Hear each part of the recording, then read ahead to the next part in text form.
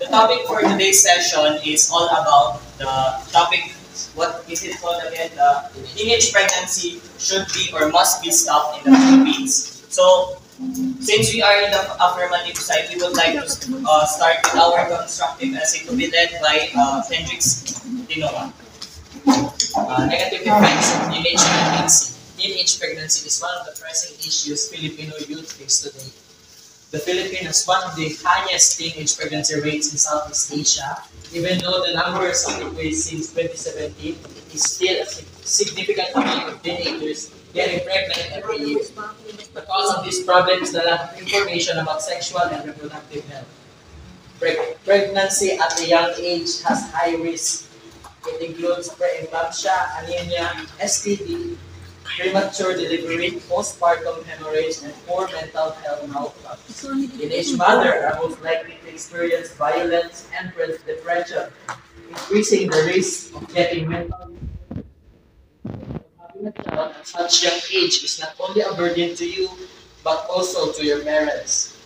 Coming to Income coming to households will decrease to sustain a new child. Status in life greatly affects the outcome of teenage pregnancy. According to the National Demographic and Health Survey of the Philippines, and of the Philippine Statistics Authority, the percentage of young women who have childbearing is lower in urban areas than in rural areas, with 7% versus 10%. Young women with some primary education and those from the poorest households are likelier to have childbearing than those with higher education levels and those from wealthiest households.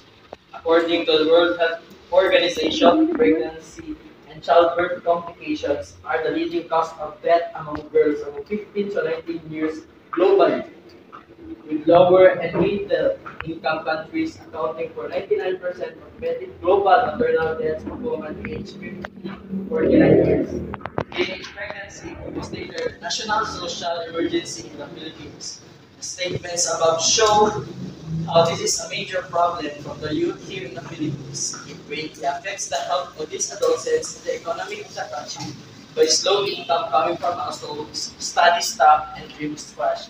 So with this constructive essay, we can see that teenage pregnancy is really one of the issues the Philippines is facing today. Not only that it affects our health, it also affects the income of our families. Um, what the Philippines is really lacking about with this problem is the education of the lack of education of the teenagers, not knowing what sex ed is, what sex ed is, and the most likely to get pregnant. And also one of the breaking factors of teenage pregnancy is sexual assault is also one of the present.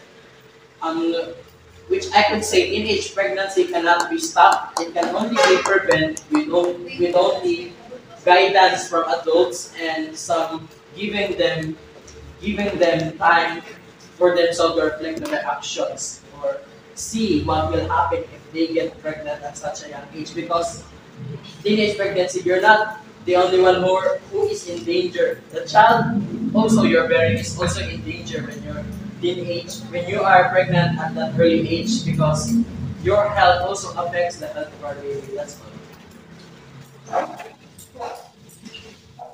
Okay, thank you. Certainly, no, I get your point. But as per the data that you side presented, which clearly showed us the negative effects of a teen pregnant may face, especially the prenatal and lack of nutrients, why do you think they would lack that? Because teenagers' anxiety upon going to hospitals or teen centers to get their public prenatal plays a role in discriminatory factor. They might get scared because they're thinking on what would other people will think about it. So our point is it's not that teenage pregnancy is really the major problem in our society. It just needs, as what you have said earlier in your constructive essay, it just needs more education and also discipline. Basically, it's the people around those teenagers fault because of lack of education and attention and discipline towards the behavior of the child and also the mentality and misconceptions of people, especially most of the Filipino around the country. They think whenever they see a young person that got pregnant, they think that it's against the law, which is not true. The Philippines, what really need is the Philippines just really need an organized, honest, honest people so that our country will have the tranquility we'll ever wanted. So as what you have said earlier that teenage pregnancy cannot be stopped, it can only be prevented. So you're saying that you're agreeing on our side, which our point is it cannot be totally stopped. It just needs more attention and education around our country and the people around us.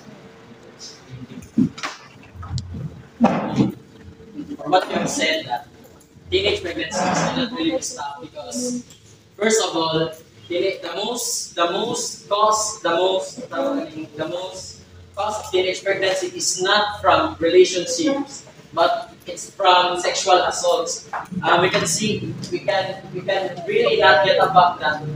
The teenagers are always gonna be scared that when they tell the truth to their parents, but they will sometimes get backlash for what they have done because as a teenager, it's not normal to be pregnant. So it's not for relationship.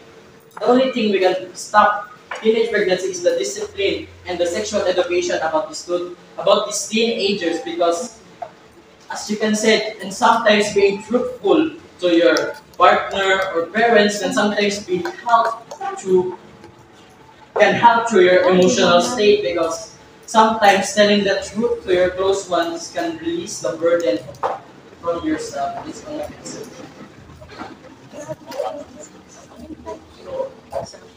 Just adding points to Mr. Kendrick's Sinoma, by the words of Mr.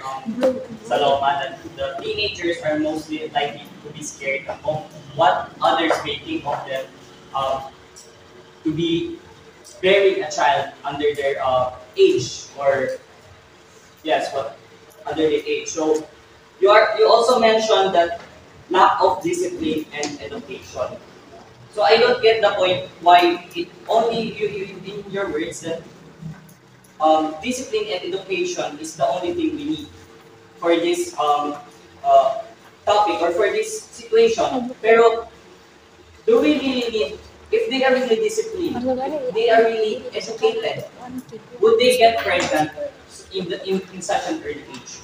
Would they do that certain thing that they already know, or they are aware that teenage pregnancy is not normal at their age, at their um, at such a factor, especially that they are under their parents, that they don't have under control of financially, mentally, and any other else that is such.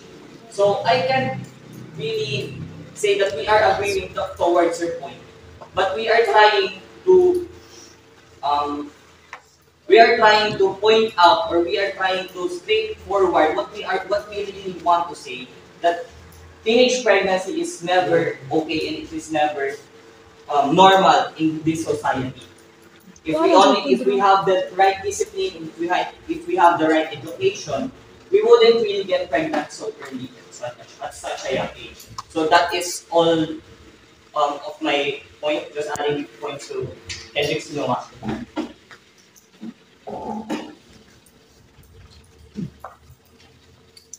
So I would like to defend my examination. Hindi ko alam sila kayo. Sa ano sila, ibalik defend mo. Ako lang, ay, okay ba sa principin ako? Ibalik, ibalik your point.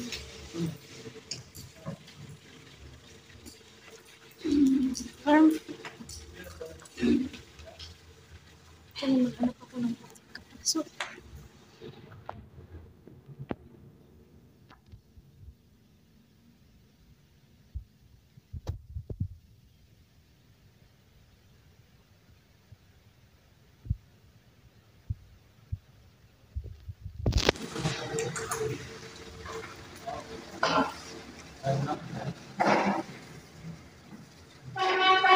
Ang beauty consider teenagers who got pregnant at a young age because of rape? Do you think it's preventable? Bilang ako more like sa cross-examination classes and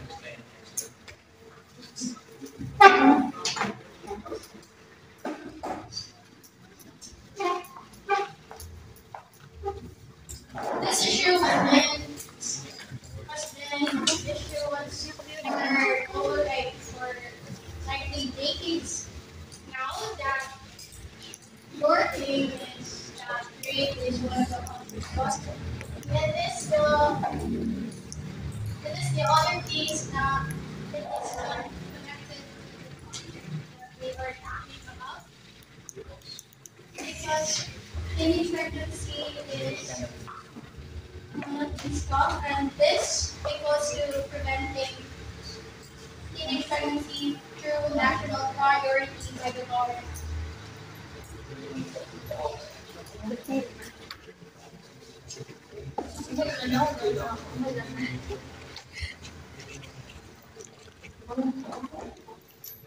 Today's end, the Philippine Youth Development Plan (PYPP) from 2017 to 2022 aims to strengthen youth participation in responsible sexual and reproductive health by lowering the incidence of teenage pregnancies.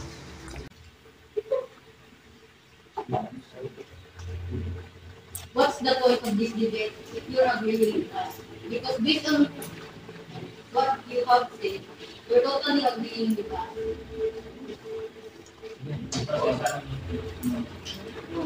The teenage health will not be at stake. The society will stop measuring them and help them develop. A teen mom is not an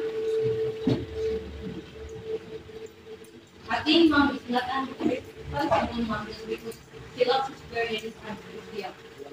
There are organizations of the global and even her in the Philippines that support young teen moms that aim to consider their needs in health, medical, financial, and even jobs. Therefore, teenagers who got pregnant early and their babies won't be challenging, making sure that no extreme crisis will be experienced before the teen mothers can be productive in their new political program. There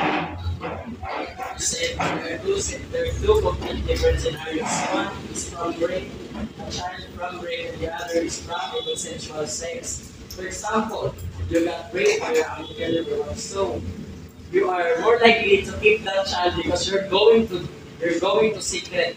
You're going to make that child a secret. Because first of all, your uncle is part of your family. And then there is the consensual sex. These are two teenagers have agreed to sex upon. That is the problem there. That's the problem of consensual sex about teenagers must be stopped. It can easily be stopped by the discipline and the sexual education around them.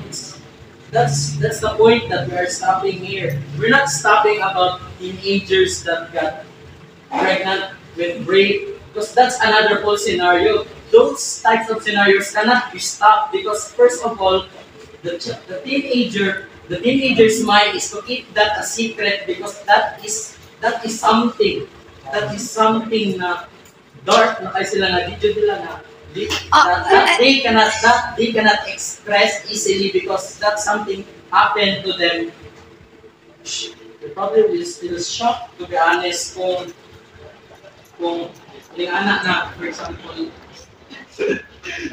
malingana sa imo ha. So, yeah, different type of scenarios. So, yung concept nimo nga, dili sila they cannot be called by the hospital or mga healthcare. First of all, they can be in healthcare basta first of all, they must tell the truth about what happened. First, they must tell their parents and partner that they got pregnant so they get the attention they needed. Plus, it can even be stopped if they know the general knowledge about what they're doing. The question is that it can be stopped, but can the teenage doing that stop what they're doing? So this is my question for you. Do you think um, it's normal for teenagers to sex and then get pregnant without telling the teenagers that they get pregnant with their partner.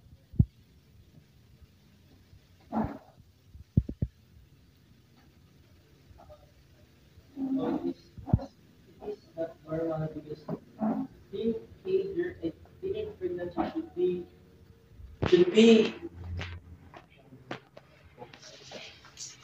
told by your close members, that is not literally publicized.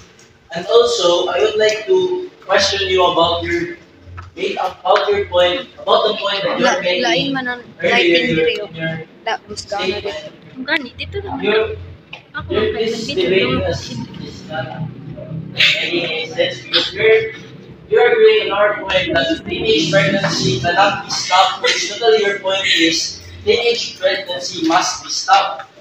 So I would also like to add I would like also to counter Shellow's statement earlier about rape that there's no that it is not one of the factor in teenage pregnancy because it is one of the major factor in teenagers getting pregnant at such a young age because it's the people mentality like what I have said earlier on my counter in constructive is saying that it's the mentality and misconceptions of Filipinos around the country. tarong ako. Knowing your opposite position, information, solution is to do it. Because our side study is pregnancy is phenomenon that is studied and currently fully stopped.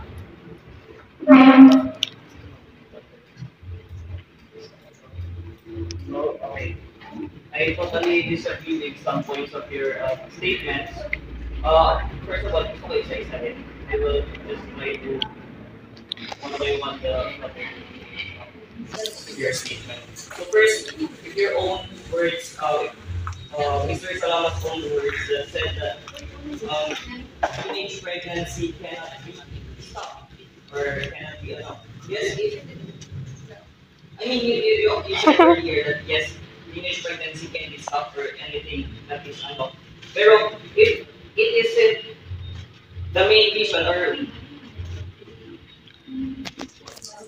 Yeah.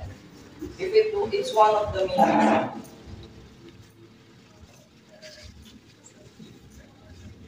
yeah, okay, yeah. So if your own word said that it can be stopped or it is not normal, as you said earlier, so what is the reason for it for not stop this kind of phenomenon that is you know be influencing us teenagers in our society. Now, for the second, against rape, rape case, I guess for us rape is a different case because it is the victim doesn't really intended to be raped by that certain person or what Kendrick said that uncle. So it is not intended. Yes, it may be there may be a high possibility that the bearer or the teenager may get pregnant due to the sexual intercourse that his uncle had done to her. But that doesn't mean that this case is applicable or that case is applicable to this topic because the main point the teenage pregnancy must be stopped. And telling to you or saying to you, it is a different case because hindi naman ginusto ng barrier or it's not in her intention or it's not in her likes to get pregnant by her own uncle. So it is a different case. And you can call it or you can consider it teenage pregnancy, a positive or any type of teenage pregnancy if the victim or the partner or the girl, yeah, if they have consent to each other that they should have in sexual intercourse and they should have a baby. But this is the different case. She didn't want it. Okay? She didn't like that. It was not intended. Hindi niya ginusto. So there is no reason to be added here in this certain topic because it can't be really stuck if it's big. That's just basic knowledge for us to know. No? We are already grade 10 students. It's just a basic thing that you should all know. It's logic.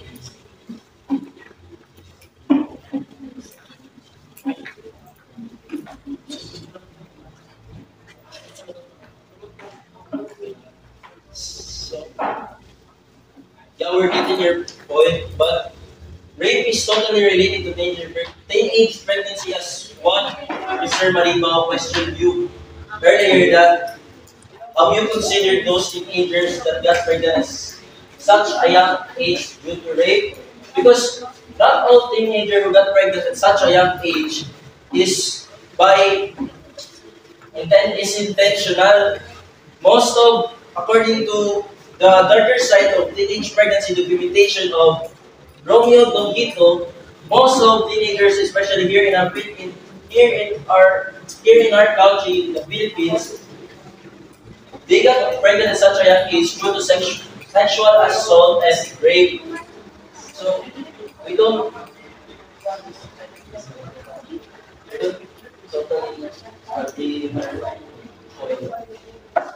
But we don't get it. We just don't understand your we just don't understand what you want to make sense. Right, going to rape as your point. They're getting pregnant because of it. It's really hard to be honest because rape is not something that cannot really be stopped because first of all, this The point here is that what I'm trying to imply here is that we are generalizing the topic. You are just what I don't get the point that you are trying to the point that it is only rape. We're just How countering your about point. Just no?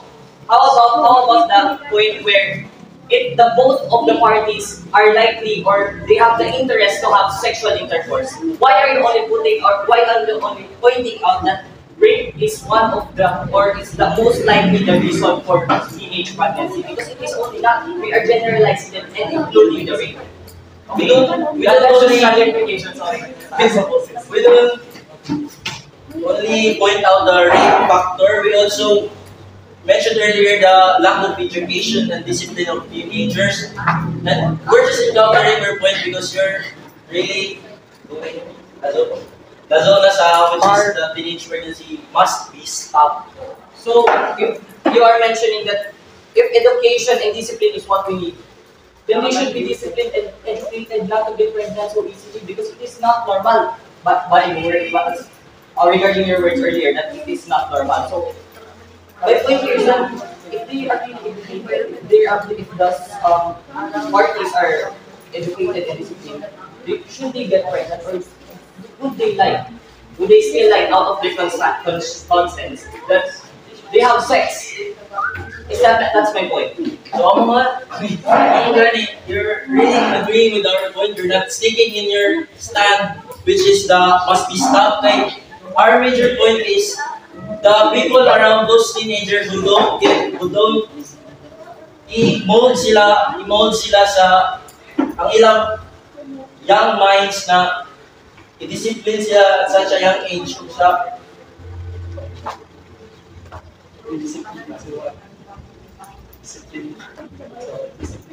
discipline na dili zone something na that's why ako lang may enter sex education din. So that matter is actually why comprehensive sex education in the Philippines is being employed because let's admit that this generation many youngsters commit premarital sex that is caused by their emotions, leveling up their sexual drives. Therefore, by this education, teens are taught how to have safe sex or much better abstinence. This concern is already being addressed in education, but not all have access in education. So it still results that problem, which is teenage pregnancy cannot be stopped. if you're saying na safe sex, it's still guiding them na pregnant ang sex ang sex okay ang sex pero ang getting pregnant dili ano mo pasabot dili we are not saying that sex is not applied if you're body the real cause of the problem is the teenager getting pregnant. We're not saying that sex should be stopped. We're saying that pregnancy is responsible. Pero but you're saying still is discipline safe sex. That is still going to that part you're saying is still going to cancel the pregnancy is happening because, for example, safe sex. First, how do you do safe sex? For example, you use condom. It's already stopping the pregnancy. We are solving the problem. That's the solution or one of the solution. Because as you said, the benefits of outcome of RH of education is instilling correct and sexual values. So, what to say is discipline. The sex education is telling teenagers that getting pregnant at such young age is bad. So they're telling them to stop teenagers at having this unsafe sex. Na they're going not using condom or whatnot. They also want teenagers to know how risky it is, how well, let's generalize this na getting unsafe sex is bad that can lead teenagers to pregnant. So if you're saying you're still more like you're going to our point that saying It's more that you're getting getting education, giving education to teenagers is like telling them that it must be stopped because it's the same as prevention, but prevention is more like warning, but first step ang sintay na sila. That's all.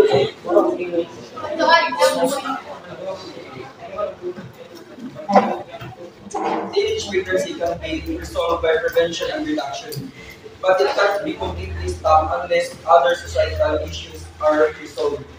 Because teenage pregnancy happens due to these societal issues like, for example, poverty, resulting to lack of education, sexual harassment or rape, and child abuse. Therefore, until these issues are not addressed, teenage pregnancy will be unstoppable and continuous.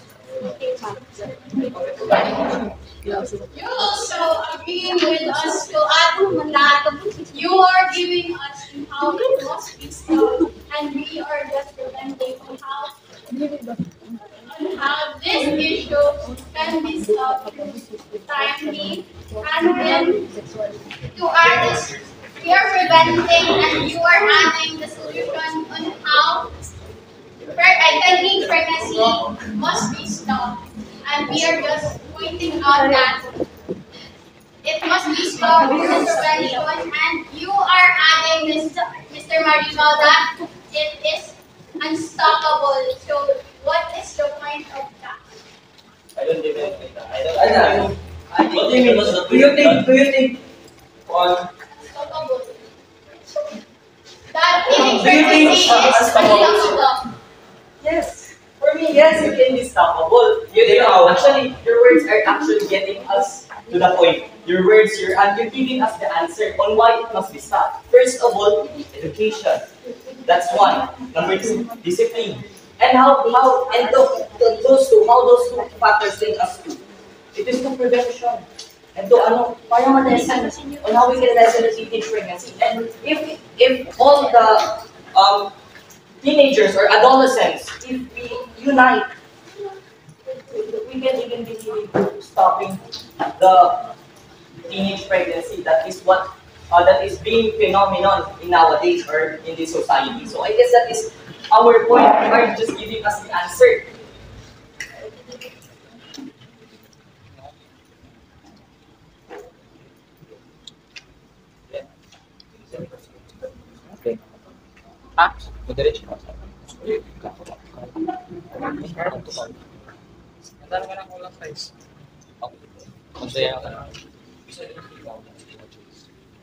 Di yung sama ko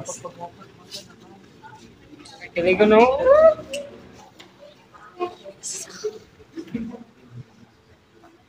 Ano? Nagtagan mo?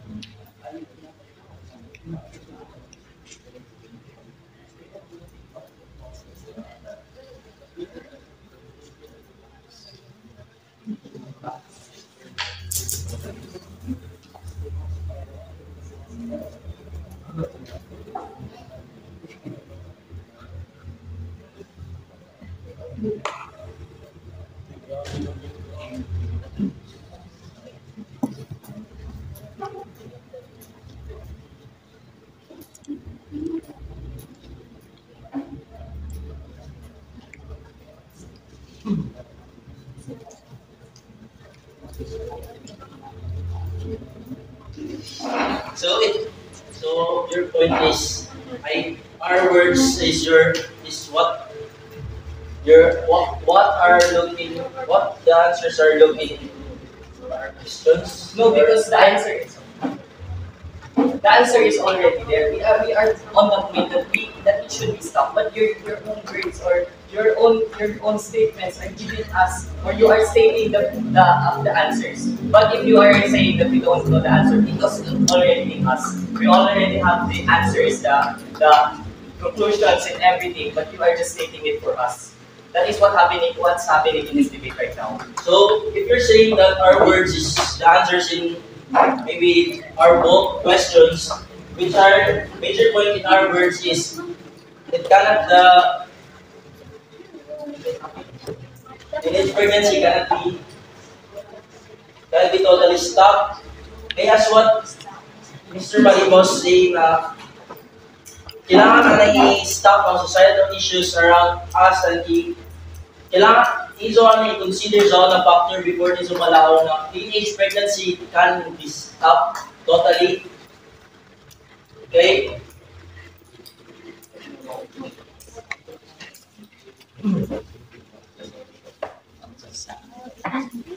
Do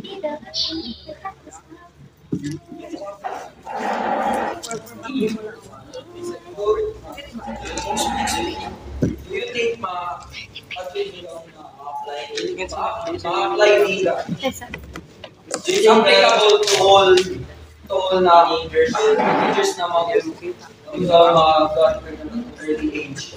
Do you think pa-apply nila para to education, daw, baptism mo lang? Do you think parang sila maka-apply ka dito? Teenage pregnancy is, as I've seen on one of the videos in YouTube, they say teenage pregnancy is an interconnected social issue. It means, okay na? 35.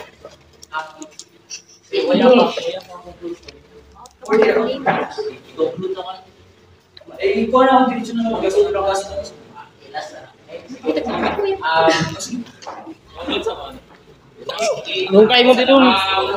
teenage pregnancy is a social, is a interconnected social issue. It means na like domino effect on social teenage pregnancy sa society. For example, pregnancy siya, pasa man na, magulun mo, nagkaroon ng society, di ba? Yung ay, banda-banda na ba, for example, stop na to ang social, stop na to ang teenage pregnancy, na po'y possibility na mugamay ang population ng bansa. So, it can only be preventable, and preventable can go to that route na it can be stopped because we're looking at the future, we're not looking at the past. The thing that the pregnancy of teenagers that cannot be stopped is really from rapes. Those I think is cannot really be stopped because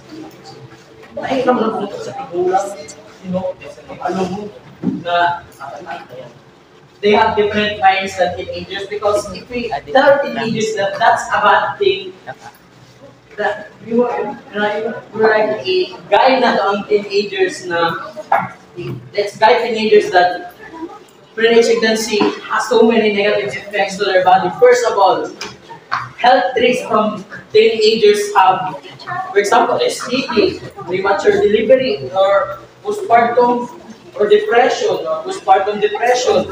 Sunod, lahat pa ng problems in the family. For example, about the problems in family is income problem, uh, um, the problem about your partner, because sometimes your other teenager with your intercourse sometimes doesn't even butangas. Paging anak, di sila mapansin ang responsibility. There are many factors na why teenage pregnancy must be stopped, and it's one of those. As a conclusion for this debate, I will say that teenage pregnancy can only be preventable and cannot be stopped completely. But our conduct, teenage pregnancy must be stopped in the Philippines. Okay, Jod. Dili, wag mo nag-ingon nga completely i-close siya ang pasabot sa mas. We're pointing ourselves na a mas, guys, ang pasabot ko sa mas. Mas complicated, so dapat Mas kailangan na yun because Mas your brain has kailangan. to be should be stopped because For your example, inside. We are the affirmative that it should not be stopped. Oh, Or it must not, it must stop. why Why say that it is preventable? That it is preventable. Why is it must be stopped? Because ang padulong sa preventable, nag-ingon na gyapon na nga mas nagyapon na sila ba more obligation sa may obligation na pag-prevent ng teenage pregnancy sa may lang reason Ang point nga lang dapat Ano ba? stop na ang teenage pregnancy. ang as where That's our point. Okay, my point. tama mo lang Why now say that asa man padulong ang it is prevention preventable? So dapat this is the total stop preventable. As I said earlier, it is basic logic that prevention.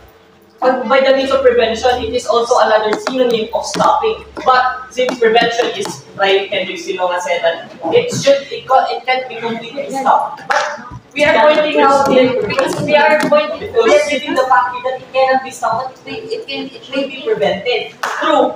Now, if you can say that it is prevented, what is the other, or what can be the result of prevention? It's termination of teenage pregnancy. So that is our point in this situation right now.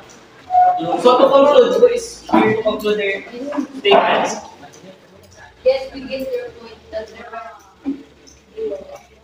Ibalik, rebat ini sa ano ang yes yeah yes, we get your point that there are lack of financial stability that leads to lack of education that there this circumstance get you're saying that it can be done. No, why? Because until the problem that you've just mentioned has no solution or action from the community, things that they will continue to be still there. We are meant to multiply additionally. The fact that Philippines is overpopulated already, it does not conclude that we must get less because of this matter.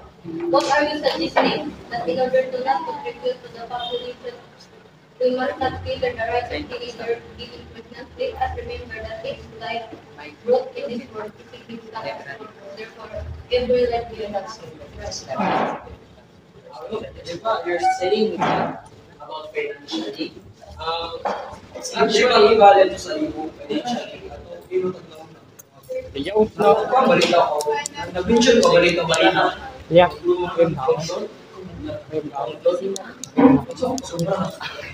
Ay, ay. so to conclude this what we've seen about this debate number one Ate, ako yun. number one from what I've understand in this debate number one the closest thing we can do about teenage pregnancy is prevention. Yes. We cannot I add completely to the stop number it, two. but we mas naman mga obligated to man sa Wala naman yung sa TV kasi wala din namang mananalo. Kasi lahat ngayon po eh. as we've said, as always, Yun sa mas ma-prevent ako. Si Ma'am na paalam. Si Ma'am na paalam ng kanilang points. as always said na teenage pregnancy, we cannot really be stopped. I think I also agree, but there are only one way that we can tell it easy to prevent it. That's I think is the only solution about the problem of teenage pregnancy. Number two, there are a lot of affective factors in teenage pregnancy. For example, poverty, age, apilo siguro dira ang crime. For example, seeing rape, and then the lack of knowledge.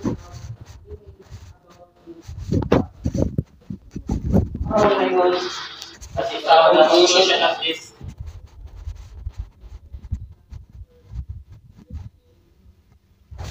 are there any words or balancing actions? Okay, so we are now concluding our session for today regarding the teenage pregnancy. Thank you very much.